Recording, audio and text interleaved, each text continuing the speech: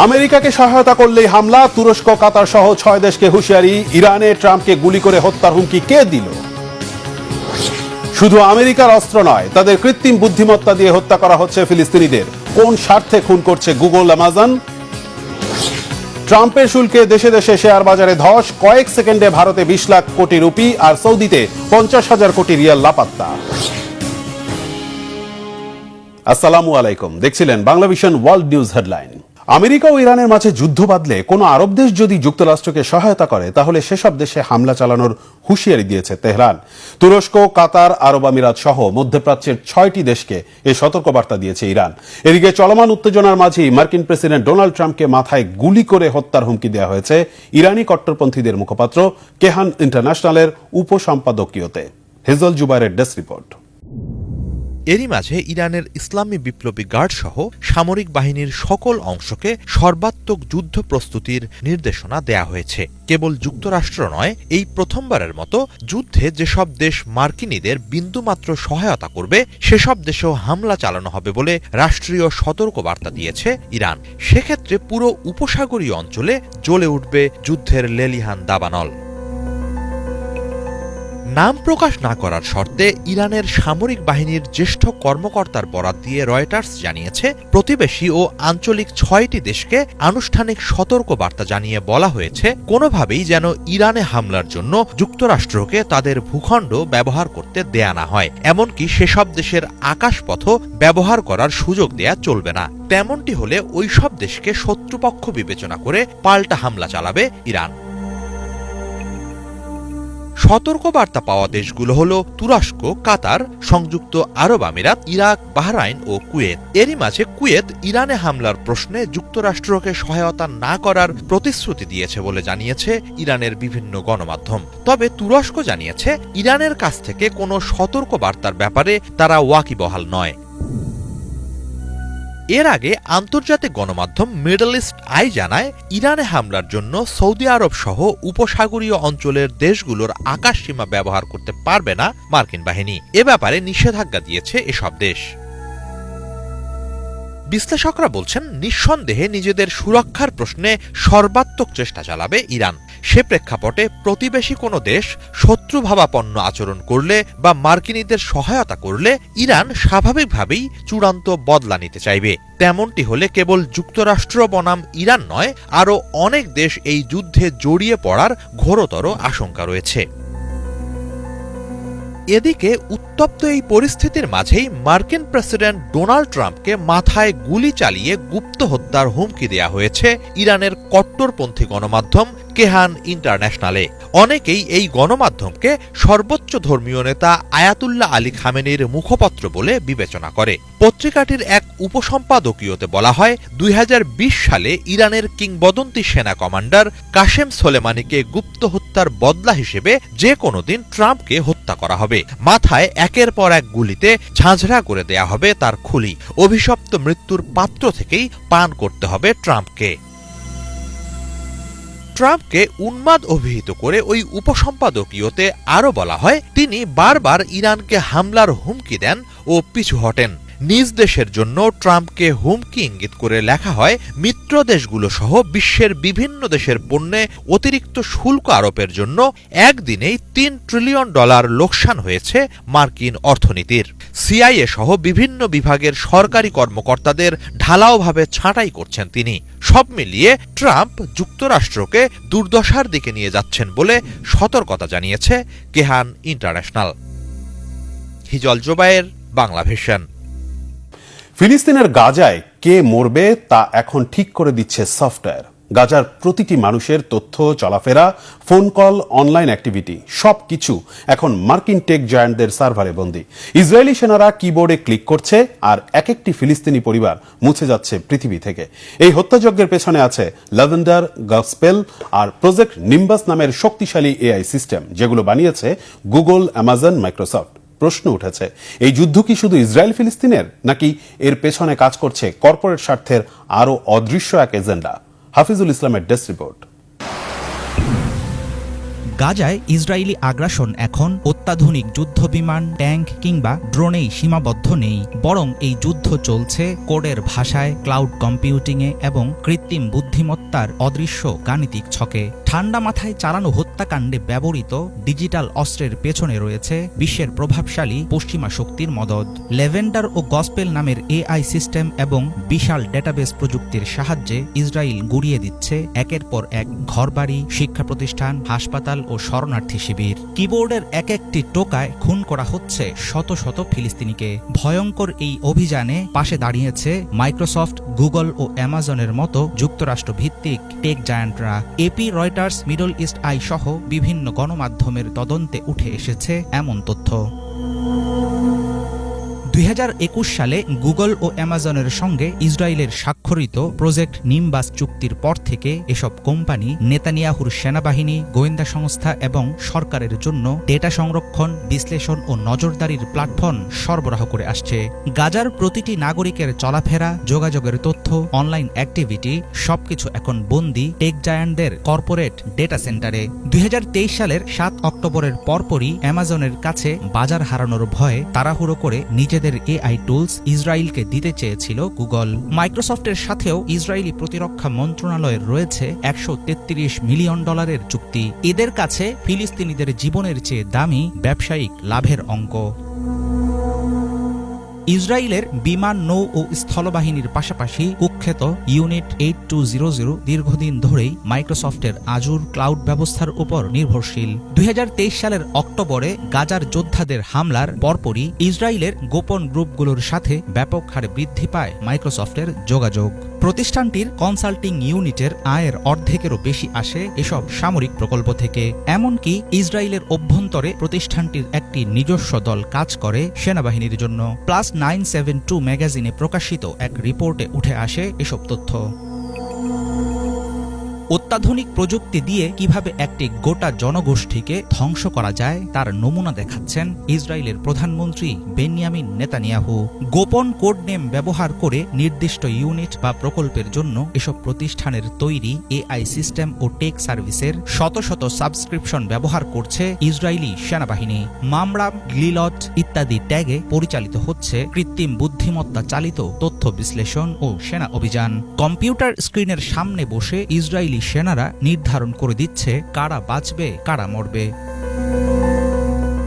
বহুদিন থেকেই ইসরায়েল আমেরিকার তৈরি সমরাস্ত্র ও প্রযুক্তি পরীক্ষার ল্যাবরেটরি হিসাবে ব্যবহৃত হচ্ছে ফিলিস্তিনের গাজা। পশ্চিমা টেক জায়ান্টদের গোটা কার্যক্রম পরিচালিত হয় কঠোর সামরিক গোপনীয়তার আড়ালে। বিভিন্ন সময় প্রতিষ্ঠানের ভেতরের অনেক কর্মী প্রতিবাদ জানিয়ে হারিয়েছেন চাকরি। গত 4 মার্চ শুক্রবার ওয়াশিংটনে মাইক্রোসফটের 50 বছর পূর্তির জমকালো এক অনুষ্ঠানে বিল গেটস, নাদেলা ও স্টিভ বালমারের উপস্থিতিতে প্রকাশ্যে প্রতিবাদ জানান প্রতিষ্ঠানের 2 কর্মচারী।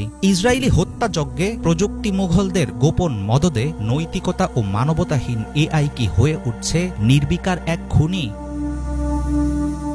হাফিজুল ইসলাম, বাংলাভিশন। গাজায় ইসরায়েলি গণহত্যার প্রতিবাদে বিশ্বের বিভিন্ন দেশে ধর্মঘট পালন করছে লাখো মানুষ। 1.5 বছরে গাজায় হত্যাযজ্ঞে শুরুর পর এ পর্যন্ত 50,000-এর বেশি ফিলিস্তিনিকে হত্যা করেছে নেতানিয়াহু বাহিনী। চলছে ভূখণ্ডটি দখলের পায়তারা। পরিস্থিতি নাজুক হওয়ায় ফিলিস্তিনিদের ধর্মঘটে সংহতি জানিয়ে বাংলাদেশ, যুক্তরাষ্ট্র, জর্ডান, মরক্কো, হাঙ্গেরি সহ ইউরোপ ও আফ্রিকার বিভিন্ন দেশে চলছে ইসরায়েল বিরোধী বিক্ষোভ। গাজায় হত্যাযজ্ঞ বন্ধ এবং স্বাধীন ফিলিস্তিন প্রতিষ্ঠাই আন্দোলনকারীদের প্রধান দাবি। এদিকে ইসরায়েলে অন্তত 10টি রকেট হামলা চালিয়েছে ফিলিস্তিনি সংগঠন হামাস। শহীদ আরাফাতের ডেস্ক রিপোর্ট। ফিলিস্তিনের গাজায় আর একটিও হত্যা দেখতে চায় না বিশ্ববাসী। তাই ফিলিস্তিনিদের ধর্মঘটে সংহতি জানিয়ে ইসরায়েল বিরোধী আন্দোলনে নেমেছে বিশ্বের নানা প্রান্তের মানুষ। একটিই দাবি, বন্ধ হোক ইসরায়েলের নৃশংস হত্যাযজ্ঞ, ফিরিয়ে দেয়া হোক স্বাধীন ফিলিস্তিন। 2023 সালের অক্টোবরের 7 তারিখ গাজায় গণহত্যা শুরু করে ইসরায়েলি বাহিনী। 18 মাসে অন্তত 50,000 ফিলিস্তিনিকে হত্যা করেছে দখলদাররা। এর মধ্যে নারী শিশুর সংখ্যাই সবচেয়ে বেশি। অন্তত 19,000 শিশুর প্রাণহানি হয়েছে ইসরায়েলি বর্বরতায়। একদিকে উচ্ছেদ অভিযান, অন্যদিকে স্থল অভিযানের মধ্য দিয়ে দখলের চেষ্টায় গাজা যেন এক বসবাসের অযোগ্য শহর। এই পরিস্থিতিতে গাজায় হত্যাযজ্ঞ বন্ধে আন্তর্জাতিক সমর্থনে ফিলিস্তিনের ন্যাশনাল অ্যান্ড ইসলামিক ফোর্সেস নামের একটি গোষ্ঠী সোমবার বিশ্বজুড়ে ইসরায়েল বিরোধী ধর্মঘটের ডাক দেয়। রবিবার ফিলিস্তিন থেকে শুরু হয় এই প্রতিবাদী আন্দোলন। ফিলিস্তিনিদের সমর্থনে আন্দোলনের সংহতি জানিয়ে সোমবার বাংলাদেশ, যুক্তরাষ্ট্র, জর্ডান, মরক্কো, হাঙ্গেরি সহ ইউরোপ ও আফ্রিকার বিভিন্ন দেশে আন্দোলনে যোগ দেয় হাজারো মানুষ। ফিলিস্তিনের পশ্চিম তীরের রামাল্লায় হাজারো মানুষ জড়ো হয়ে ইসরায়েল বিরোধী স্লোগান দিতে থাকে। প্রতিদিন শত শত মানুষকে হত্যা ও গাজা দখলের বিরুদ্ধে প্রতিবাদী এই আন্দোলনের রাজপথ উত্তপ্ত হয়ে ওঠে। আন্দোলন দেখা যায় লিবিয়া, জর্ডান ও মরক্কোতে। যুক্তরাষ্ট্রের নেতানিয়াহুর পাশাপাশি ট্রাম্পের বিরুদ্ধে সোচ্চার বিক্ষোভকারীরা। ইসরায়েলের প্রতি যুক্তরাষ্ট্রের সমর্থন বন্ধের দাবি তোলেন তারা। এদিকে বিশ্বজুড়ে আন্দোলনের মধ্যেই গাজা ও লেবাননে একের পর এক বোমা হামলা চালাচ্ছে নেতানিয়াহু বাহিনী। রবিবার গাজার এক সাংবাদিক সহ অন্তত ৫০ ফিলিস্তিনিকে হত্যা করে দখলদাররা। ভূখণ্ডটির নাসের হাসপাতালের হামলায় ওই সাংবাদিকের প্রাণহানি ঘটে। এছাড়া আহত হন আরও ৭ সাংবাদিক। ফিলিস্তিনও থেমে নেই। বর্বর হামলার জবাবে ইসরায়েলের আশকেলন ও গান ইয়াবুনি শহরে 10টি রকেট হামলা চালিয়েছে স্বাধীনতাকামী সংগঠন হামাস। এতে বেশ কিছু যানবাহন ক্ষতিগ্রস্ত হয়েছে। আহত হয়েছেন অন্তত ৩ জন। বিক্ষোভ, হামলা, পাল্টা হামলার মধ্যে ইসরায়েলের প্রধানমন্ত্রী বেনিয়ামিন নেতানিয়াহু যুক্তরাষ্ট্র পাড়ি জমিয়েছেন। প্রেসিডেন্ট ডোনাল্ড ট্রাম্পের সাথে জিম্মি মুক্তি ও গাজা নিয়ে নতুন পরিকল্পনা করতেই ওয়াশিংটন সফরে গেছেন তিনি। Shahid Arafat, Bangla vision, news desk. 2023 সালের 7 অক্টোবর হামাসের হামলার ব্যাপারে তথ্য থাকা সত্ত্বেও প্রয়োজনীয় ব্যবস্থা নেননি ইসরায়েলের প্রধানমন্ত্রী বেনিয়ামিন নেতানিয়াহু। তার বিরুদ্ধে এমন ভয়ঙ্কর অভিযোগের তথ্য উঠে এসেছে খোদ ইসরায়েলের অভ্যন্তরীণ গোয়েন্দা সংস্থা সিনবেতের এক তদন্তে। তার বিরুদ্ধে হাজারো ফিলিস্তিনি হত্যার পাশাপাশি নিজ দেশের সেনা ও মানুষ খুনেরও অভিযোগ আনা হয়েছে। বিস্তারিত মীর ফজলে রাব্বির ডেস্ক রিপোর্টে। ইসরায়েলের গণহত্যাকারী প্রধানমন্ত্রী বেনিয়ামিন নেতানিয়াহুর নামের সঙ্গে জড়িয়ে আছে নানা অভিযোগ। নিজ দেশেই দুর্নীতির অভিযোগে বিচারাধীন নেতানিয়াহু, পাশাপাশি গাজায় যুদ্ধাপরাধ ও মানবতা বিরোধী অপরাধের কারণে আন্তর্জাতিক অপরাধ আদালতের গ্রেফতারি পরোয়ানার মুখোমুখি তিনি। তবে এরই মধ্যে তার ঘাড়ি চেপেছে নতুন সংকট। ইসরায়েলি গোয়েন্দাদের তদন্তেই উঠে এসেছে এক ভয়ঙ্কর তথ্য। এবার বিশ্বাসঘাতকতার গুরুতর অভিযোগে অভিযুক্ত হয়েছেন নেতানিয়াহু। তার বিরুদ্ধে অভিযোগ 2023 সালের 7 অক্টোবর হামাসের হামলার ব্যাপারে তথ্য থাকা সত্ত্বেও তিনি প্রয়োজনীয় ব্যবস্থা গ্রহণ করেননি। ইসরায়েলের অভ্যন্তরীণ গোয়েন্দা সংস্থা সিনবেতের এক তদন্তে উঠে এসেছে এমন তথ্য। কাতার গেট নামে পরিচিত এই তদন্তের ভিত্তিতে গুরুতর কিছু অভিযোগ নিয়ে প্রতিবেদন প্রকাশ করেছে ইসরায়েলের প্রভাবশালী সংবাদ মাধ্যম হারেস। 7 অক্টোবরের ঘটনায় নেতানিয়াহুর ভূমিকা নিয়ে ইসরায়েলি জনগণের মধ্যে আগে থেকেই যথেষ্ট বিতর্ক ছিল। সেই সময় দাবি করা হয়েছিল 7 অক্টোবরের হামলায় হামাস 1200 ইসরায়েলিকে হত্যা করেছে। তবে বাস্তব প্রমাণের সাথে এই দাবি ছিল অসঙ্গতিপূর্ণ, কেননা হামাসের কাছে থাকা অস্ত্র সরঞ্জাম এতটা কার্যকর ছিল না যে এই অল্প সময়ে এমন প্রভাব ফেলতে পারে। সিনবেতের এই তদন্তে উঠে আসে নেতানিয়াহু ও তার উপদেষ্টারা 2023 সালের 7 অক্টোবরের সেই হামলা সম্পর্কে আগে থেকেই জানতেন। তবে সেদিন নিরাপত্তা সংস্থাগুলোকে তা না জানিয়ে হানিবাল নির্দেশিকার আদেশ দেওয়া হয়েছিল, যার মাধ্যমে ইসরায়েলি সেনাবাহিনী তাদের নিজস্ব সৈন্য এবং নাগরিকদের হত্যা করেছিল যাতে তারা হামাসের হাতে আটক না হয়। অর্থাৎ নেতানিয়াহুর দায় কেবল হাজার হাজার ফিলিস্তিনিদের গণহত্যাই নয়, বরং তার নিজস্ব সৈন্য ও মানুষদের হত্যার জন্য তিনি দায়ী। এই তদন্ত ফাঁস হওয়ার পর নেতানিয়াহু সিনবেত প্রধান রোনেন বারের পদত্যাগ দাবি করেন। তবে ইসরায়েলের সুপ্রিম কোর্ট সিদ্ধান্ত দেয় যে বর্তমান পরিস্থিতিতে নেতানিয়াহু বারকে বরখাস্ত করতে পারেন না। এরপরও নেতানিয়াহু আদালতের সিদ্ধান্ত অমান্য করে বারকে বরখাস্তের ঘোষণা দেন এবং তদন্ত বন্ধের নির্দেশ দেন। নেতানিয়াহুর এই সিদ্ধান্তকে অনেকেই ইসরায়েলের গণতন্ত্র ও রাষ্ট্রীয় প্রতিষ্ঠানের বিরুদ্ধে যুদ্ধ ঘোষণা হিসেবে দেখছেন। ইতিমধ্যেই তেল আবিবে 2 লাখেরও বেশি মানুষ নেতানিয়াহুর পদত্যাগের দাবিতে বিক্ষোভ করেছেন। পাশাপাশি দেশটির বিরোধী দলীয় নেতা ইয়াইর লাপিদ ইসরায়েলি জনগণকে অসহযোগ আন্দোলনে আহ্বান জানিয়েছেন। অন্যদিকে চলমান ইস্যু নিয়ে আলোচনার জন্য যুক্তরাষ্ট্র সফরে গিয়েছেন নেতানিয়াহু। গণহত্যা ও বিশ্বাসঘাতকতার অভিযোগ থাকা সত্ত্বেও নেতানিয়াহুকে বরণ করতে লাল গালিচার ব্যবস্থাও করেছে ট্রাম্প প্রশাসন। ডোনাল্ড ট্রাম্প তার কর্মকাণ্ডে সমর্থন দিয়ে যাবেন এমন আশাই করছেন নেতানিয়াহু।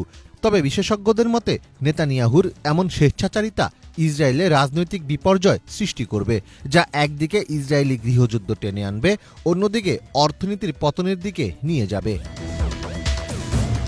মীর ফজলে রাব্বি, বাংলা ভিশন। যুক্তরাষ্ট্রের শেয়ার বাজার থেকে 500,000 কোটি ডলার আর সৌদি আরবের শেয়ার বাজার থেকে 50,000 কোটি রিয়াল গায়েবের 24 ঘন্টা না পেরুতেই একই আদলে অনাকাঙ্ক্ষিত ধাক্কা খেল ভারতের পুঁজিবাজার। 10 সেকেন্ডে হাওয়ায় মিলিয়ে গেছে 20 লাখ কোটি রুপি। পশ্চিমা বিশ্বের মতো মধ্যপ্রাচ্য আর এশিয়ার শেয়ার বাজারে ঝোড়ো গতি পতনে তৈরি হয়েছে ভীতিকর পরিস্থিতি। এই তোলপাড়ের পরও অঘটনের হোতা মার্কিন প্রেসিডেন্ট ডোনাল্ড ট্রাম্প সাফ জানিয়েছেন পাল্টাবে না যুক্তরাষ্ট্রের নয়া শুল্ক নীতি। তাহলে কি নতুন আরেকটি অর্থনৈতিক মন্দার প্রস্তুতি নিতে হবে বিশ্ববাসীকে? মেহরাব হোসেন খানের ডেস্ক রিপোর্ট। মার্কিন প্রেসিডেন্ট ডোনাল্ড ট্রাম্প কোনো পদক্ষেপ নেবেন আর সমালোচনা হবে না, তালগোল পাকাবে না, তা তো হবার নয়। বরং গত মেয়াদের তুলনায় এবার ক্ষমতায় আসার শুরু থেকেই একের পর এক অঘটনের ঢাক বাজিয়ে চলেছেন। গত 2 এপ্রিল বাংলাদেশ সহ 70টির বেশি দেশে বাড়তি শুল্ক আরোপের মাধ্যমে তিনি একতরফা বাণিজ্য যুদ্ধ ঘোষণার পরপরই চরম নেতিবাচক প্রভাব পড়ে বৈশ্বিক অর্থনীতির চাকায়। পড়তির রেকর্ড গড়ে পুঁজিবাজারের অতলমুখী যাত্রা থামার লক্ষণ নেই। মাথায় হাত পড়েছে বিনিয়োগকারীদের, সব হারিয়ে কারো আবার পথে বসার জোগাড়। ধারণা করা হচ্ছিল 7 এপ্রিল এশিয়া আর অন্য শেয়ার বাজার খুললে ধস নামবে এবং বাস্তবে এটি ঘটেছে। বিনিয়োগকারীদের ধারণা বাণিজ্য যুদ্ধে কেউ জিতবে না, বরং এটি বিশ্বব্যাপী জিডিপি প্রবৃদ্ধি ধীর ক্ষতি করে দেবে। যখন বড় পরিসরে অর্থনৈতিক মন্দার আশঙ্কা থাকে, তখন এটি বিশ্বের সমস্ত অর্থনীতির উপর ঢেউর মতো প্রভাব ফেলে। শেয়ার বাজারের বেহাল দশা দেখে এমন আশঙ্কাই জানিয়েছেন ভারতের এই বিশ্লেষক। সোমবার দিনের শুরুতেই 4000 পয়েন্ট পড়েছে বম্বে স্টক এক্সচেঞ্জ বা বিএসইতে। ন্যাশনাল স্টক এক্সচেঞ্জ নিফটির সূচকও 1000 পয়েন্ট পড়েছে, যা গত 10 মাসের মধ্যে ভারতের শেয়ার বাজারের সর্বনিম্ন পতন। পরিস্থিতি এতটাই নাজুক যে মাত্র 10 সেকেন্ডে ভারতের পুঁজিবাজার থেকে হাওয়ায় মিলিয়ে যায় 20 লাখ কোটি রুপি। লেনদেনের শুরুতে বেঞ্চমার্ক শেয়ার ইন্ডেক্স 5% পড়ে গেলে লেনদেন বন্ধ করে দেয় পাকিস্তানের করাচি স্টক এক্সচেঞ্জ। 45 মিনিট বিরতির পর আবার শুরু হয় লেনদেন। সোমবার লেনদেনের শুরুতে জাপানের পুঁজিবাজার নিক্কি 225 ইন্ডেক্স পড়েছে 2600 পয়েন্টের বেশি। হংকংয়ের হ্যাংসেং সূচকের পতন হয়েছে 9.8%। এইচএসবিসি ও স্ট্যান্ডার্ড চার্টার্ড ব্যাংকের শেয়ারেও ধস নেমেছে। অথচ যার কারণে বিশ্ব অর্থনীতিতে ভূমিকম্প শুরু হয়েছে, বৈশ্বিক মন্দা চোখ রাঙাচ্ছে, তিনি আছেন ভাবলেশহীন মেজাজে। স্পষ্ট জানিয়ে দিয়েছেন এত কিছুর পরও স্বীয় সিদ্ধান্ত থেকে পিছু হটবেন না। বাজারে কি হচ্ছে তা বলতে পারবো না, তবে এতটুকু বলতে পারি যুক্তরাষ্ট্র আরো শক্তিশালী হবে। পরিশেষে এটি এমন একটি দেশ হবে যার সাথে অন্য কারো তুলনা চলবে না। এটি হবে অর্থনৈতিকভাবে বিশ্বের সবচেয়ে প্রভাবশালী দেশ। ট্রাম্প বলেছেন আমদানি রপ্তানির সম্পর্ক আছে এমন দেশগুলোর সাথে যুক্তরাষ্ট্রের লক্ষ কোটি ডলারের বাণিজ্য ঘাটতি থাকার কারণেই এই পদক্ষেপ। এতে শুল্ক আরোপের করাতে নিচে পড়া দেশগুলোর সাথে বাণিজ্য ঘাটতি কমবে বলে মনে করছেন তিনি। শুল্ক আরোপের করাঘাত 9 এপ্রিল থেকে কার্যকরের কথা থাকলেও আগে ভাগে বৈশ্বিক অর্থনীতিতে প্রায় সুনামি শুরু হওয়ায় জোরদার কূটনৈতিক তৎপরতায় নেমেছেন বাড়তি শুল্ক আরোপের তালিকাভুক্ত দেশগুলো। ফিলিস্তিনে যুদ্ধাপরাধের পরোয়ানা মাথায় নিয়ে ওয়াশিংটন ডিসিতে ছুটে গেছেন যুক্তরাষ্ট্রের পরম মিত্র ইসরায়েলের প্রধানমন্ত্রী বেনিয়ামিন নেতানিয়াহু। 50টিরও বেশি দেশ যোগাযোগ করেছে ট্রাম্প প্রশাসনের সাথে। জনগণকে আশ্বস্ত করে আতঙ্ক কাটানোর চেষ্টায়ও নেমেছেন কোন কোন রাষ্ট্রপ্রধান। জাপানের ওপর আরোপিত শুল্ক কমানোর জন্য আমাদের জোরালোভাবে ট্রাম্পের কাছে অনুরোধ জানাতে হবে, তবে ফলাফল রাতারাতি আসবে না। তাই সরকারকে অবশ্যই অভ্যন্তরীণ ব্যবস্থা গ্রহণের মাধ্যমে পরিবর্তিত পরিস্থিতি মোকাবেলার সম্ভব সব কৌশল গ্রহণ করতে হবে। ট্রাম্পের বেপরোয়া পদক্ষেপে বৈশ্বিক অর্থনীতিতে তোলপাড় ফেলে দেয়ায় ধাক্কা লেগেছে তেল আর স্বর্ণের বাজারে। 7 এপ্রিল দুপুর নাগাদ স্বর্ণের দাম 0.2% কমে আউন্স প্রতি বিক্রি হয় $3029। ভাটার টান লেগেছে তেলের দামেও। ব্যারেল প্রতি ব্রেন্ট ক্রুডের দাম পড়েছে প্রায় 3% বা 63.73 মার্কিন ডলার। বৈশ্বিক অর্থনৈতিক মন্দার আতঙ্ক বাজারকে গ্রাস করে রাখলে তেলের দামে আরও পতনের পূর্বাভাস দিয়েছেন বাজার বিশ্লেষকরা। Mehrab Hussain Khan, Bangla vision news desk. এই ছিল আজকের মতো, সাথে থাকায় ধন্যবাদ।